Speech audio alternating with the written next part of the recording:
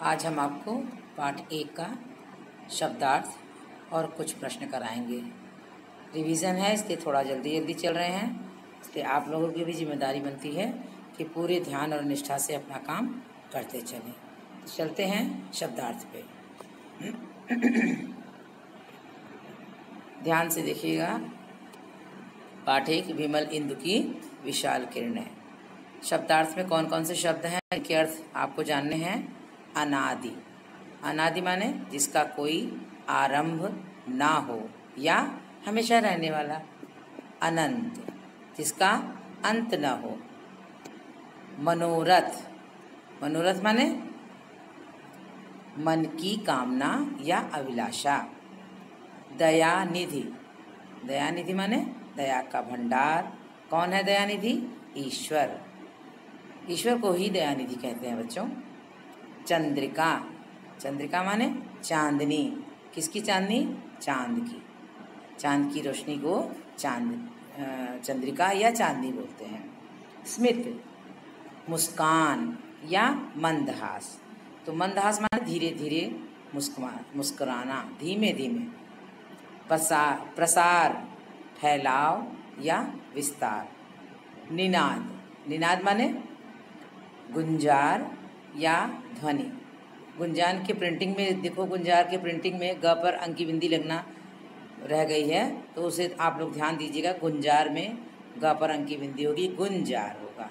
गुंजार या ध्वनि। तरंगमालाएं, तरंगमालाएं माने लहरों के समूह। ये तो हो गया आपका शब्दार्थ। अब हम चलते हैं दूसरे प्रश्न पे। ये प्रश्न है कि नीचे दिए गए शब्दों को सही क्रम में लिखो। तो सही क्रम हमने नहीं दिया हुआ है, सही क्रम आपको देना है और वो हम आपको समझा देंगे ताकि आप लोग जो है अपने आप से करें कुछ, क्योंकि इसके पहले आप कर चुके हैं, मैडम आपको सब बता चुकी हैं। ईश्वर का प्रकाश, ईश्वर का प्रकाश अगर आपको दिखना है तो किस में देखेंगे? कविता अगर याद होगी तो अच्छे से याद होगा कि विमल इंदु की विशाल किरणें, यानी कि आपको ईश्वर के प्रकाश को किससे मिलाना है? विमल इंदु की विशाल किरणें से। ठीक है। और दूसरा है उसकी दया का प्रसार, यानी किसकी दया का प्रसार? ईश्वर की दया का प्रसार। तो कविता कोई लाइन को ध्यान में लाओ। प्रसार तेरी दया का कितना ये देखना हो तो देखे सागर, यानी कि सागर के रूप में। तो उसकी दया का प्रसार हम किससे मिलाएंगे? सागर के रूप में। फिर उसकी प्रशंसा का राग, किसकी प्रशंसा का राग? ईश्वर की। तेरी प्रशंसा का राग प्यारे तरंगमालाएं गा रही हैं, यही है ना लाइन। तो तरंगमालाएं गा रही हैं, इसका मतलब किससे कहोगे? सागर के लहरों के समूह के रूप में। ठीक है, इससे मिलाओगे। फिर है ईश्वर का मंदहास। तो ईश्वर का मंदहास को किससे मिलाओगे?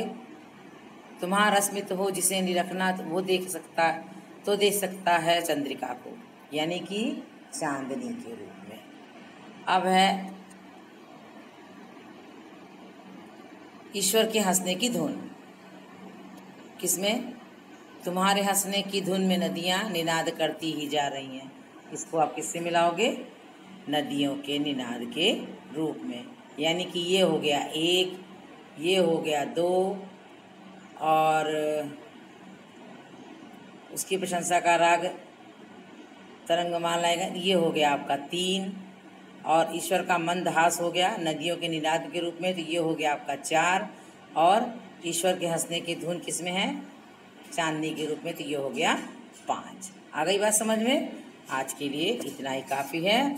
ये सारा काम आप कॉपी में करके मुझे दिखाइएगा और लिखकर कल स्कूल में जमा कर दीजिएगा। उसके नेक्स्ट डे आपको चेक करके मिलेगी। थैंक यू सो मच बच्चों। आज के लिए इतना ही काफ़ी है।